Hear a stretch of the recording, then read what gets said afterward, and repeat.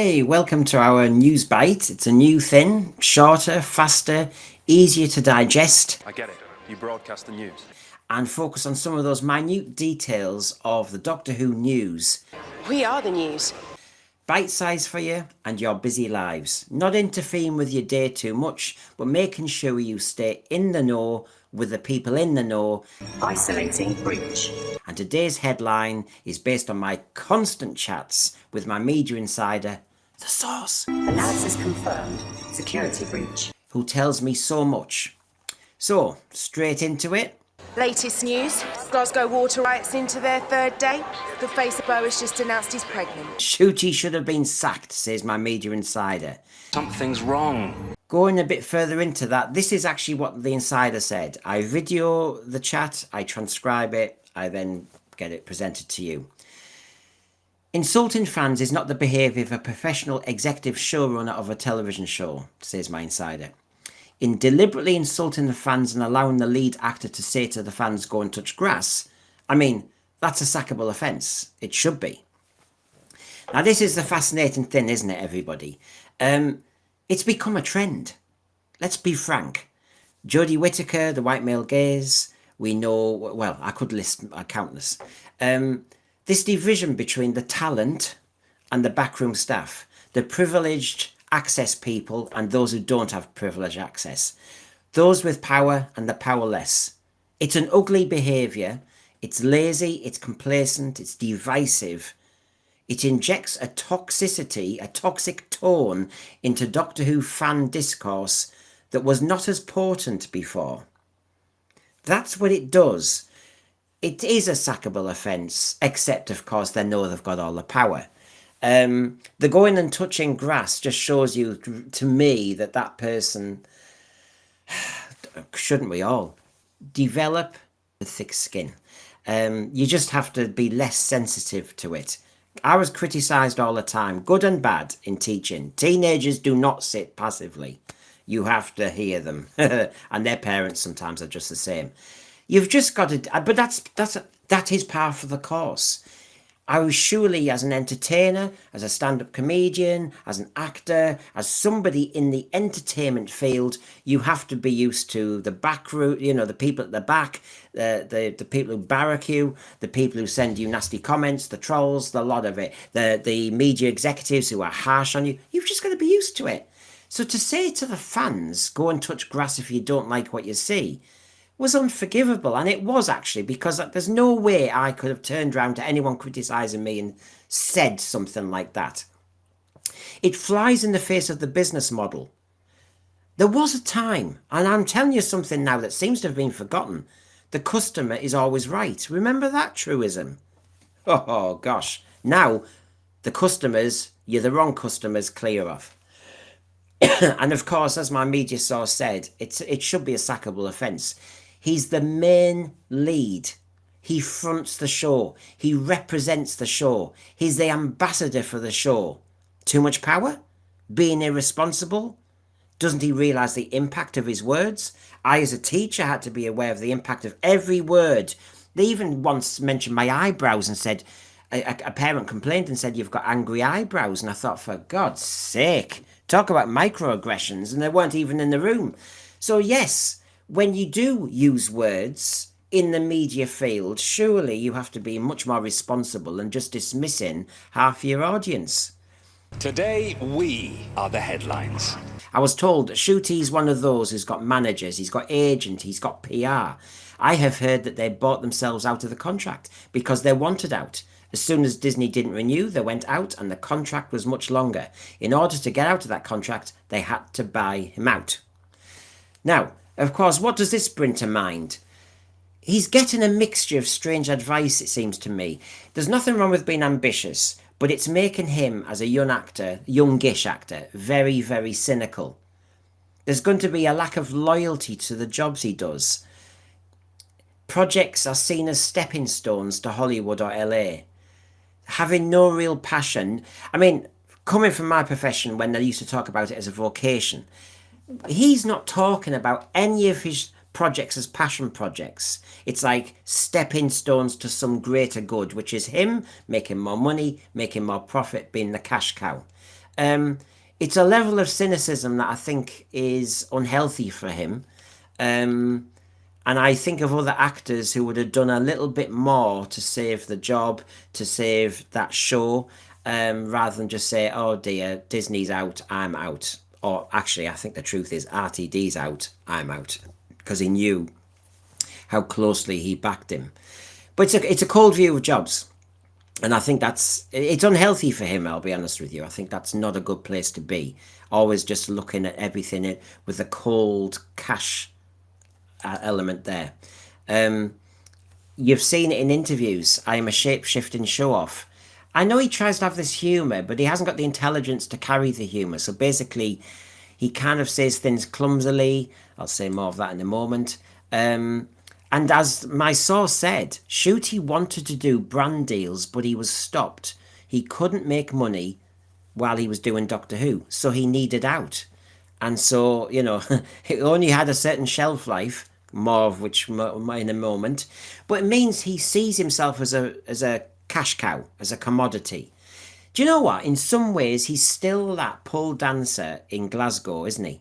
Now give me a... His body, him, is the commodity that he's selling to the highest bidder. And Doctor Who restricted that. So, of course, he's got less loyalty to it, less interest in it. He only did one filming block, think about it, that's all. But he saw that what he really wanted and what his team wanted, Doctor Who was limiting him. So I'm not hanging around, not going to be loyal, couldn't be bothered. I'd be more bothered about doing stuff like this. That's what he was interested in. He continued to do it while he was Doctor Who. He had no interest in whether that compromised the brand or challenged the brand. It was always about him. I think that's the truth. He has a team who are really trying to maximise his brand. The Doctor Who brand became secondary. I heard it from the media and the executives in the room that there were challenges with the talent. Read into that what you want. They didn't put many scenes with Ncuti. That is what I have heard from people. So my media insider is an executive, meets other executives. Doctor Who, if it comes up, he listens. And then he tells me now, lucky me. So what does that tell us? Well, let's take the kindest view of this quotation, challenges with the talent. I've already established, I think, he's a man in a hurry. Very ambitious. Nothing wrong with that, per se. He sees jobs as stepping stones, so he has a fairly mercenary view of each job. So therefore, it doesn't take much to guess that he will be less collegiate, less team-focused, less bothered about whether the cast has an ensemble vibe, less nurturing to people and colleagues. And if you think about it, Millie had launched this era of the show. She was filming first. She was doing it on her own. She was carrying the show on her own. And it's very possible that he comes in, doesn't really do that nurturing, collegiate vibe, just gets on with his job. So it just looks a bit cold. And it erodes that kind of goodwill. This is my kindest view. My unkindest view is, well, we've heard various rumours, and if you add two and two together, you might end up in a different place. Diva. It's all about him.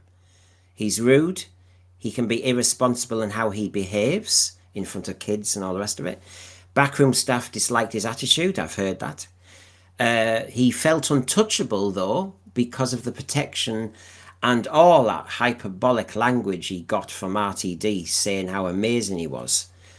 And yet he didn't end up being very loyal to him, did he? Because, of course, you know, the Doctor Who show's tanking. Please help us. No, I'm off. That's how that could be viewed, isn't it? So, yeah. Didn't hang around for long, did you? And, of course, the other thing that was interesting was that the media source said there was no such buzz about Ncuti. He compared it to when Matt Smith was the Doctor and hadn't been broadcast. Same with Peter Capaldi.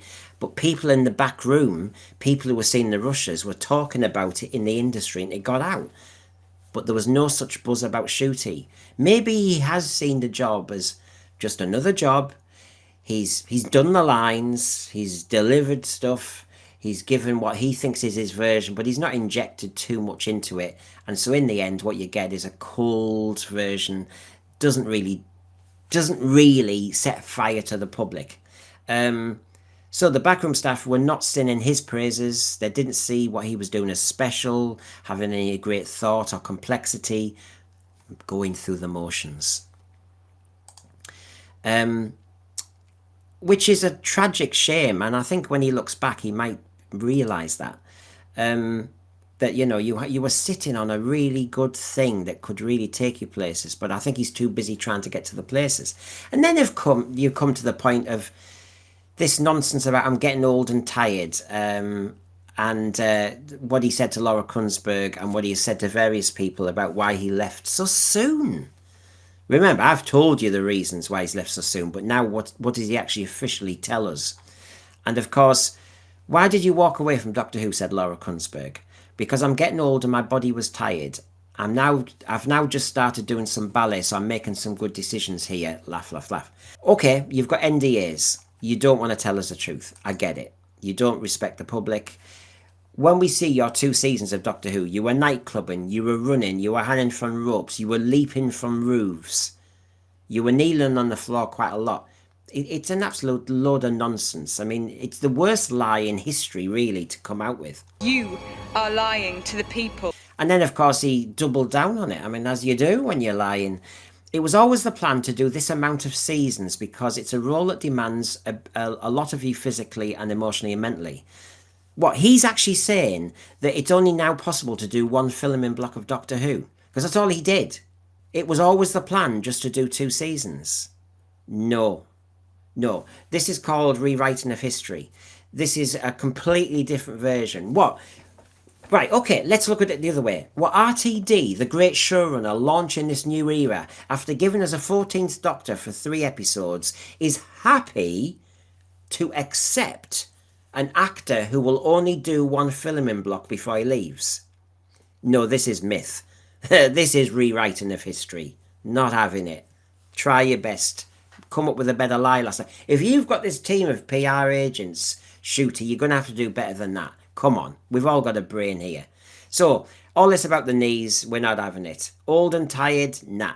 You've got an NDA. I understand that. The industry now, nobody can say the truth to anybody. We'll never get the truth. They never respect the truth. They'll just give us their version.